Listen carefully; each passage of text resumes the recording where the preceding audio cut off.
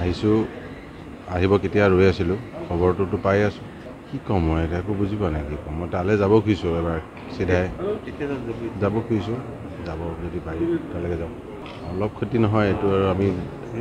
গোটেই পৃথিৱীয়ে দেখিছে কি ক্ষতি হৈছে অসমৰ মানুহটো আমি আগৰ পৰা জানো সি নিজেও জানিছিল আমিও জানিছিলোঁ কিন্তু এতিয়া গোটেই পৃথিৱীয়ে দেখিছে কি ক্ষতি মানে থাকোঁতেতো বাৰু কৈ গ'ল কি তেওঁ কি হয় যোৱাৰ পিছতো যিটো জনসমুদ্ৰ হৈছে সেইটো গোটেই পৃথিৱীত দেখিছে এনেকুৱা ইয়াত বুলি নহয় ভাৰতবৰ্ষত বুলি নহয়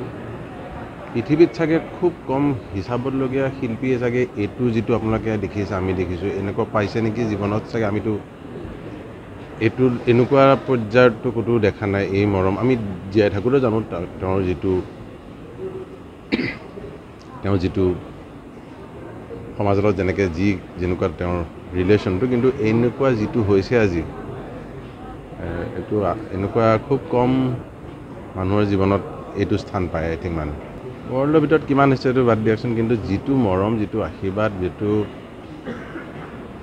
যিটো পাইছে সেইটো গোটেই পৃথিৱীয়ে দেখিছে এতিয়া আজিকালি ইণ্টাৰনেট বা আপোনালোকৰ এইবিলাকৰ কাৰণে আৰু দেখিছে গতিকে গোটেই চাই আছে পৃথিৱীত যে এনেকুৱা চাগে আমাৰ যুগততো হোৱা নাই এনেকুৱা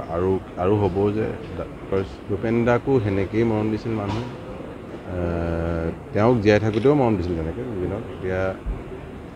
আমিতো বাৰু বন্ধুৱে ভাবিবই নোৱাৰি একে বয়সৰ অলমষ্ট 2 বছৰ 3 বছৰ ইফাল সিফাল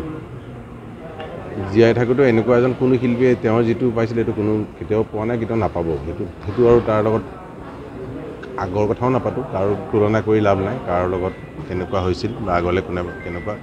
কিন্তু এইটো মানে ভাবিয়ে কিবা লাগিছে যে মানে ধন্য হ'ব লাগিব এনেকুৱা এটা জন্ম ল'বলৈ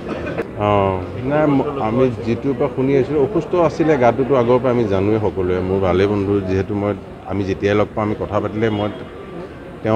তাক বুলিয়ে কওঁ নিজৰ যিহেতু সমবয়সী অলমষ্ট সদায় হেল্থৰ কথাই কওঁ মই যিটো বোলো গাটো অকণ ভালে ৰাখিবিও সদায় আজিকালি ভালে আছোঁ এনেকৈ কয় গতিকে সেনেকুৱা স্বাস্থ্য মানুহ এজন যেতিয়া সেইটো অকণমান সাৱধানটো হ'ব লাগে গতিকে তদন্তটো হোৱাটো আই থিংক মই বুলি নহয় গোটেই অসমৰ ৰাইজে বা গোটেই অসমবাসীয়ে বিচাৰিছে চৰকাৰে কৰিম বুলি কৈছে তদন্ত গতিকে সেইটো হোৱাটো উচিত সেইটো এতিয়া যদি জুৰিছডিকশ্যনে চৰকাৰে গোটেইটো কৰি পেলাই প্ৰপাৰ ইনভেষ্টিগেশ্যন কৰিব লাগে কৰি পেলাই তাৰপৰা যি ওলাব সেইটো কৰাটো উচিত আৰু এতিয়া মই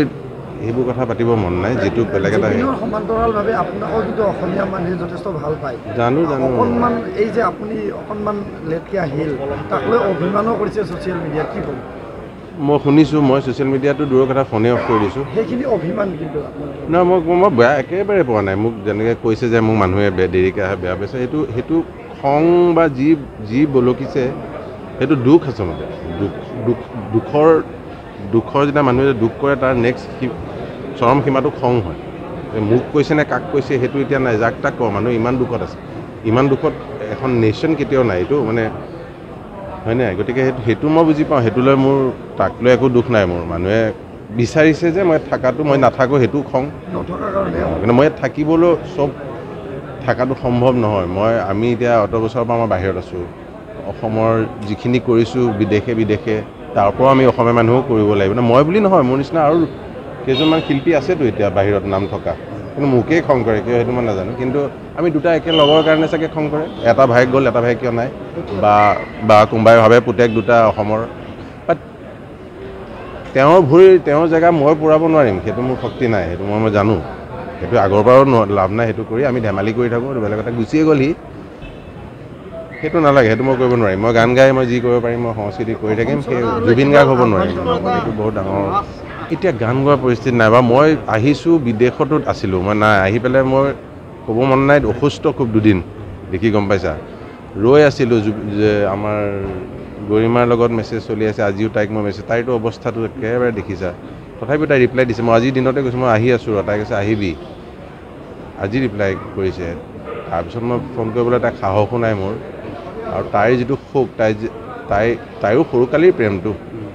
তাই যাক হেৰুৱাইছে তাৰ উপৰি তাইৰ যিটো দায়িত্ব গোটেই অসম ৰাইজৰ লৈছে এইটোতো বৰ ডাঙৰ দায়িত্ব লৈছে অসম চৰকাৰে কিবা আহ্বান জনাব নেকি অসম চৰকাৰে কৰি আছে যি কৰি আছে মোক এবাৰ আমি তালৈকে যাওঁ বোলক ইমান দূৰৰ পৰা আহিছোঁ গাটো বেয়া লাগিছে চিধা তালৈকে এবাৰ তাৰ ওচৰত যাওঁগৈ